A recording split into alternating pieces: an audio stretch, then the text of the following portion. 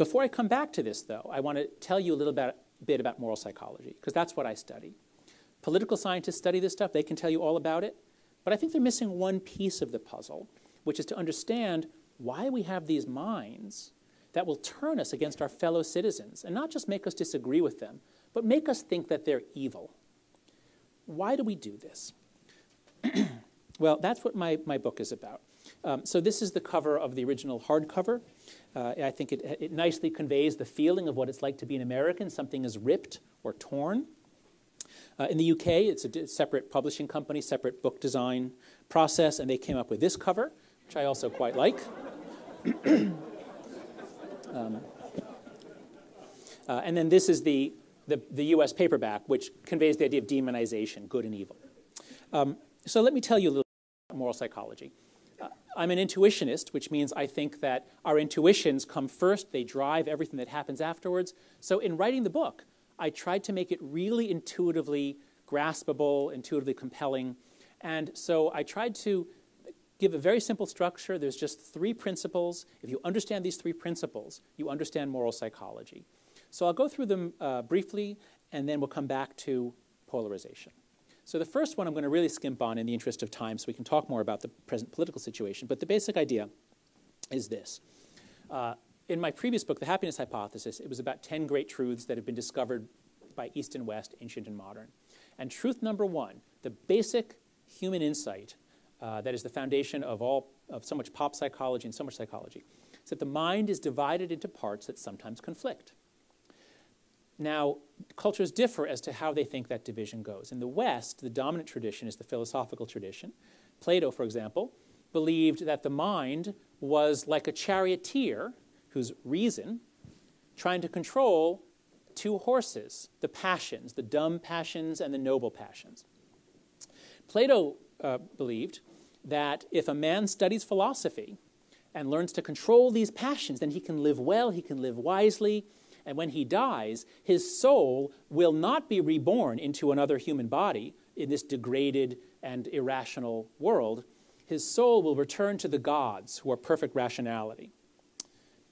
Plato believed, and the Greeks believed, that if a man fails to study philosophy and does not control his passions, then when he dies, his soul will be reborn on this earth as a woman.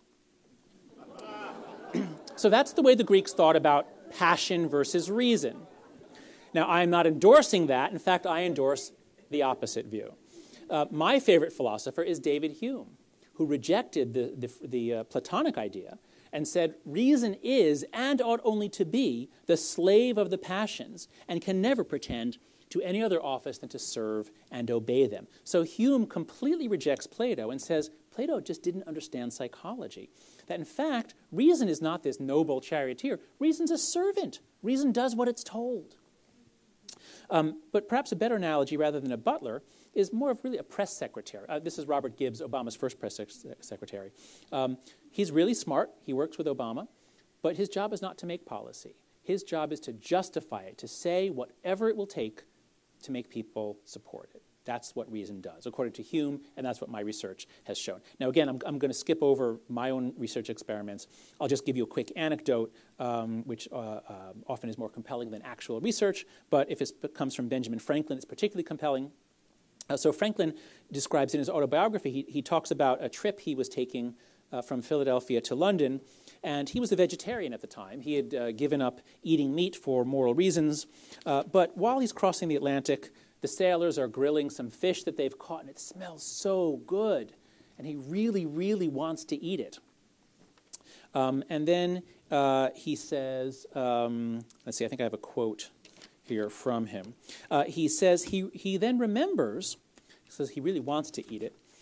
He remembers, he says here, I balanced some time between principle and inclination, till I recollected that when the fish were opened, I saw smaller fish taken out of their stomachs. Then thought I, if you eat one another, I don't see why we mayn't eat you. So I dined upon cod very heartily and continued to eat with other people, etc., etc. And then he says, so convenient a thing to be a reasonable creature, since it enables one to find or make a reason for everything one has a mind to do. So again, Franklin was a great psychologist. He captured this perfectly. And that's what a lot of my research shows. Basically, we reason our way to whatever conclusion we need to reach to support the judgments we have already made for intuitive or emotional reasons. There was a great example of that in the newspaper 2 weeks ago. This was in the New York Times. When we were really approaching the debt limit and the possibility of default, some Republican leaders started saying, "Oh, it won't be that bad." Now, they're not economists; they have no authority to say this. But Rand Paul was quoted in this article as saying, "Well, if you don't raise your debt ceiling, all you're saying is we're going to be balancing our budgets. That's going to inspire more confidence in people." Okay, now, I'm no economist, but I think it's also saying that you can't count on us to pay our bills, so you shouldn't loan us any more money. It's disastrous. My point is simply that the Republicans wanted to believe that that they weren't really playing chicken with the whole economy, and if you think about it in the right way, you can reach this conclusion. Now, I'm picking on the Republicans here. You could pick on both sides for various issues, although at least on the debt default issue, well, enough said. We'll come back to that later. Okay. So now let's, for this audience and here at the Haidt'ten Center, I'm going to focus more on principles number 2 and 3.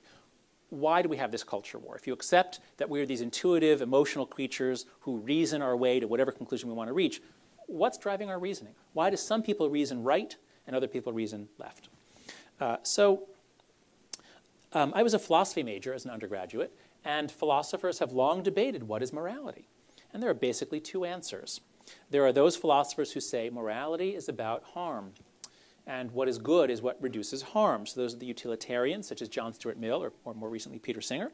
And then there are those who say, no, morality is about fairness or justice or rights or something like that. So Immanuel Kant, and then more recently Lawrence Kohlberg, a psychologist who drew on Kant. There is also a third alternative, virtue ethics, but these are the 2 main lines. And when I began studying moral psychology, and these were the main issues. And then I started reading ethnographies. I started reading about other cultures in which, yeah, these things matter, but man, there's so much other stuff going on. And I set for myself the task, which was really the basis of my whole research career over the last 25 years, of figuring out why does morality vary so much around the world, and what is human nature that makes it possible for us to have these variable moralities? So what I did was I read a lot of anthropology, and I looked at what are the issues the anthropologists talk about from all over the world. And I read a lot of evolutionary theory. What are the issues that the evolutionary biologists and psychologists say evolved as part of our nature? And I came to the conclusion that there are at least 6 connections, 6 places where you can see something that happens all over the world, or most places in the world, that there's a plausible evolutionary story for. Let me walk you through them in a more visual way. So to illustrate this, the first foundation, now think of these as being like taste buds. Your tongue has 5 different taste buds. We all have the same taste buds, but yet there are so many different cuisines in the world. The taste buds don't dictate the cuisine, but they do provide constraints. So we are mammals, and what that means by definition is that we have mammary glands, which we have because we nurse our young for a long, long time. And if our bodies are designed to care for infants and children, so are our brains. And in most mammals, it's just the female brain, but in humans and some others, it's also the male brain, very good at nurturing. So these feelings that we have about suffering and harm to innocent victims become the foundation of politics, especially on the left. These are photographs I took at Occupy Wall Street. So many signs about compassion is our new currency, free empathy, free hugs. I can't hurt another without hurting myself. You do not see signs like this at a Tea Party rally. They just don't talk this way. Here's a car I photographed in Charlottesville, where I spent 16 years at UVA. So can you guess who this person voted for, Republican or Democrat? Stop the genocide, save Darfur, humane eating. If you choose to decorate your car exclusively with bumper stickers about this foundation, the CARE Foundation, overwhelmingly likely that you are a Democrat. Or maybe you don't like the Democrats because you think they've caved and you're green or something like that. The second foundation is fairness. You will never find a society that doesn't care about fairness, just as you'll never find a society that doesn't value care and compassion. But the key to understanding fairness is that it's not equality, it's proportionality. It's that we're really good at keeping track. We're really good at cooperative ventures, and then we keep track of who is paying their fair share, who's pulling their weight. And if we see somebody who's taking out more than they're putting in, we gossip about that person. We don't like them. We get mad at them. We kick them out eventually. So we care about free riders, slackers, cheaters. Now, on the left, you find a lot of talk about fairness, but it's fairness as a quality. So here's, again, photos I took at Occupy Wall Street. The 1% own 43%. Now, if you're on the left, that is a moral argument. That is obviously and on its face unjust. That is unfair. That's so few have so much. But if you're on the right, you value proportionality, and you say, well, okay, that's very interesting. Now tell me more. Did the 1% work harder? Did they do things that other people valued so that they contributed, iPhones and, well, I won't say Windows, because Windows actually isn't valuable. But anyway, I was trapped by it for so long. I'm finally free. Did they generate something that was, so the point is on the right, that is not a moral argument. That's just an economic fact. You have to say more to make it a moral argument. Tax the wealthy, fair and square. Everyone's in favor of fair taxes. On the left, it says, how can they let us go hungry every day? If there are hungry people, then the rich must be taxed more. That's an obvious, face-valid moral argument on the left, but not on the right. Here, in contrast, here's a photo. So this is a cartoon sent to me by someone. Equality to a conservative is everybody starts off with, everybody gets the same size box. Too bad, this kid's short, he can't see over the fence, tough luck. But equality to a liberal is, well, you see, this tall guy, he doesn't need his box. So let's take his box, give it to him, and now everyone's equal, okay? So if this is the way the left thinks about fairness, very different from the right. These are photographs taken at a Tea Party rally by political scientist Emily Eakins. Spread my work ethic, not my wealth. Stop punishing success. That's what a graduated income tax is. If we tax the rich at a higher rate, we're punishing the people who create more value. Again, the job providers or job creators, as Mitt Romney said. Stop rewarding failure with bailouts, welfare, all sorts of benefits for people who make mistakes. So everybody favors fairness, but boy, do left and right mean different things. It's not just in the US, this is in the UK. Let's cut benefits for those who refuse work. What do you think, Labour Party or Conservative Party? Obviously, it's David Cameron from the Conservative Party. All right, so those are the first two foundations. The third foundation is liberty and oppression. All Americans value liberty, but they mean something different. This, until I did this research, I always thought it was a little bit odd that the flag of my state, of Virginia, had a murder on it. There's a woman standing on a dead body. Now, why would you put that on your flag? Well, if the flag was created in 1778 or so, when the American colonies are fighting a war against the oppressive, tyrannical King of England, you would make liberty sacred. And the idea is this is not just a murder, this is tyrannicide, sic semper tyrannis. There's some interesting research showing that when we feel like there's a bullying alpha male, a dominant person, a bully, it makes us want to band together with all the other oppressed people and take him down and even kill him. It's almost like a reflex. We don't like being bullied and dominated. Now, once you understand that psychology, now you can understand not just the colonists, but this image from Occupy Wall Street. It shows a fist labeled 99%. If the 99% could get together, they could crush and kill the 1%. It's the exact same psychology. So on the left, the evil oppressor is the rich, and especially corporations and banks. On the right, it's the same psychology, but different perpetrator. It's the government is the bully. Don't tread on me. Big government equals less freedom. So at least on this foundation, left and right are very similar. They just swap in different oppressors. So let me put this all together for you. Oh, I'm sorry, one final slide here. On the left, there's this notion of positive liberty, which is that the government has an obligation to take positive steps to help people rise to the level at which they can enjoy the benefits of liberty. So if you don't have health care or education or food or access to a job, what does it mean to say you're free? So this is a notion developed in Europe originally, but very much taken up by the left in the United States. So to put this all together, I have this website, as I think Kate mentioned, at yourmorals.org. And if you go there and you register, you'll be asked whether you're liberal or conservative. What we see here, this is items from one of our surveys. People who say they're very liberal give very high scores. They really value the items, the questions about care. like one of the worst things a person could do is to hurt a defenseless animal. If you strongly agree with that, you get a high score here. So as people get more conservative, very conservative over here, it goes down. Still above the midpoint. Conservatives still, they don't like animal cruelty, but it's not their top priority. Whereas fairness as proportionality or economic liberty, well, the left cares about that, but as you get more conservative, you value proportionality more. So this simple graph can explain so much about the current battle going on in the United States between sort of the Tea Party right and the libertarian movement allied with it as part of the Tea Party and the left. It really is now a culture war over fairness and liberty. So just like that, with different rankings.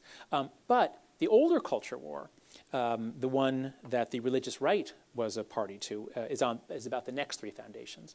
So the fourth foundation here is loyalty. We are groupish. We are able to work in groups. Some other animals can too, but they tend to be small groups, and they're always kin. Only humans can work in very, very large groups that are not kin. Soldiers are not kin, but they can fight together. They can risk their lives together. We evolved for war. We evolved for violent intergroup conflict. It's in our minds, especially male minds. Testosterone changes. We all start off as girls in utero, and then testosterone changes the female brain pattern over to the male pattern, which suppresses empathy and increases the enjoyment of aggression, violence, and intergroup conflict. So much so that we had to invent sports to keep the boys happy. And we love sports so much that we invented super fandom, in which people do stupid, embarrassing things, but they get to be part of the tribe. Now, there's a big political difference in which side builds on this foundation. Who values group loyalty more, left or right? Well, obviously the right. So this is a sign in Charlottesville, Virginia. Stop Americanism. Now, maybe that was vandalism from a young jihadi in central Virginia who hates America, but I don't think so. I think it's more likely a teenager on the left, or an anarchist perhaps, who hates American imperialism. At Occupy Wall Street, there were a lot of American flags. Half of them had writing on them. They were used as political slogans. The flag is not sacred on the left. Now, to put a more positive spin on it, on the left, it's not that they don't like America. It's that they, as the sign says, God bless the people of every nation. On the left, people are uncomfortable about divisions. They don't like nations. They don't like nationalism.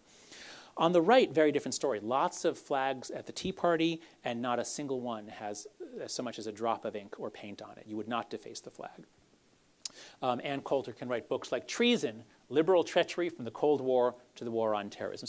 So again, what I'm telling you is the left builds its morality on the CARE Foundation primarily, and then some kinds of fairness and liberty, and that's it. The right builds on all six, including group loyalty. And the fifth foundation, authority and subversion. So these are displays of respect for authority from two very closely related species. So it's in our genes, it's in our nature to be hierarchical, to show respect for authority. But on the left, people are very uncomfortable with this. So this is, if you subscribe to the liberal magazine The Nation, you could get a mug that says insubordination, which means undercutting authority, because authority is bad. For the left, authority is a bad thing. Hierarchy is a bad thing. So if it's there, undercut it, and then that's good.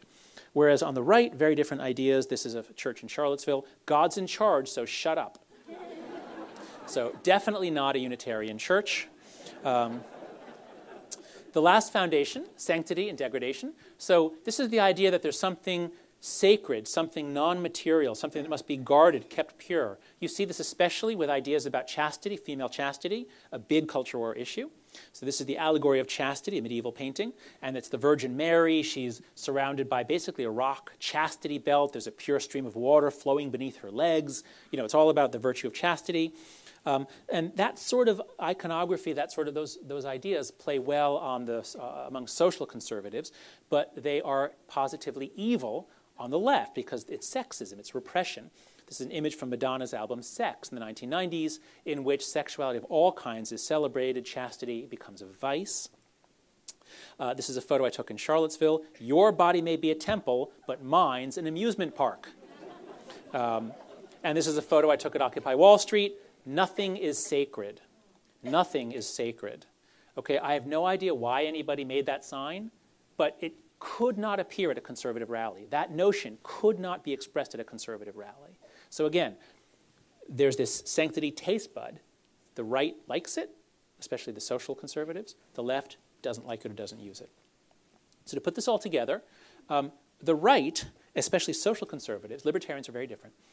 Social conservatives build their morality on all 6 foundations. They get positive scores on all 6 of these foundations, whereas the left rejects 3. They positively reject loyalty, authority, and sanctity.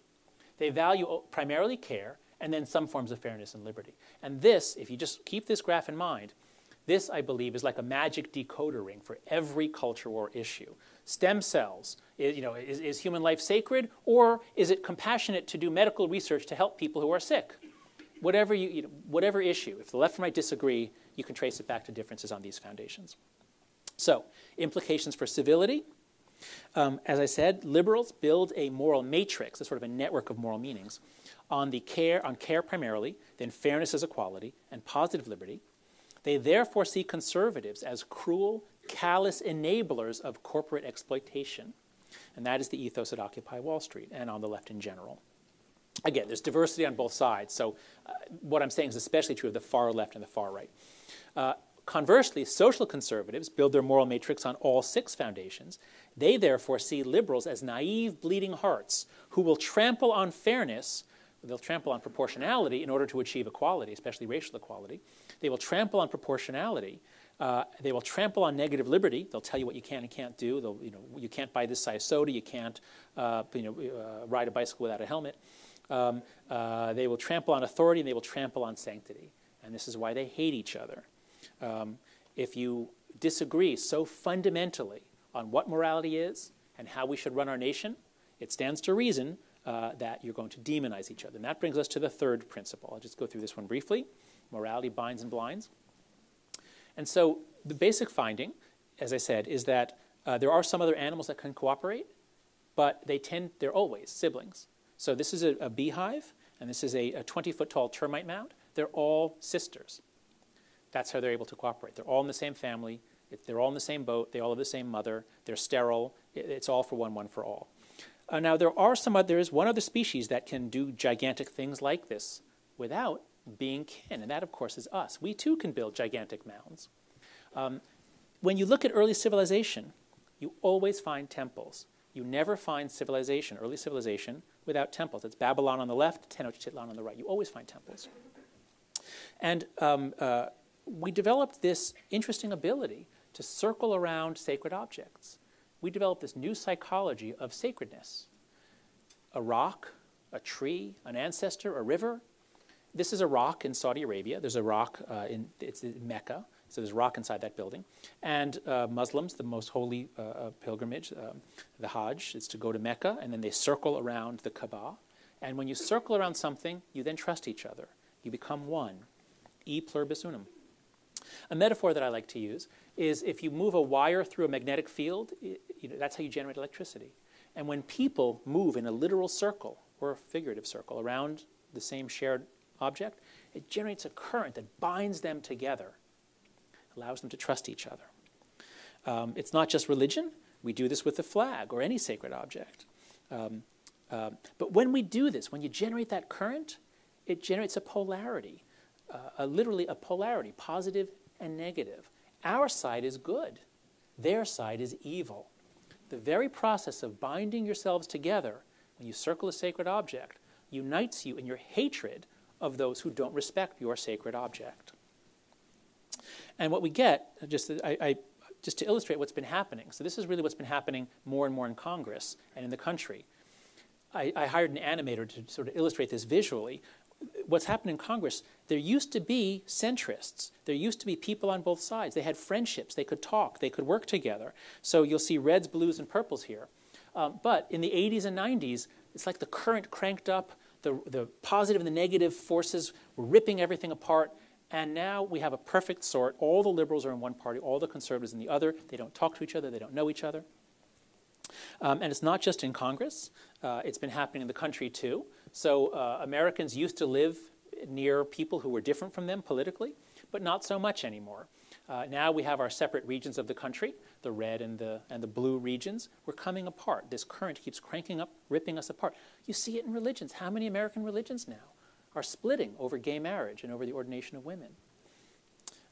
So you get this Manichaean tendency, this tendency to think about positive and negative, good and evil. Our side is good, their side is evil. And what do you do with the evil people? You don't find them, you don't put them in jail, you burn them at the stake. That's what feels good, right, and natural for human beings. Heretics and traitors are the worst people in the world. They're worse than your enemies. So when Chris Christie actually worked with Obama, can you imagine the governor of a state that was decimated by a hurricane? Can you imagine that governor having the gall to work with the president of the country to actually get help to the people? That is outrageous. And of course, many people said, is Chris Christie a GOP traitor? Because, he didn't just work with him. He actually said sort of good things about him. And that was unforgivable. So this is where we are. Morality binds and blinds.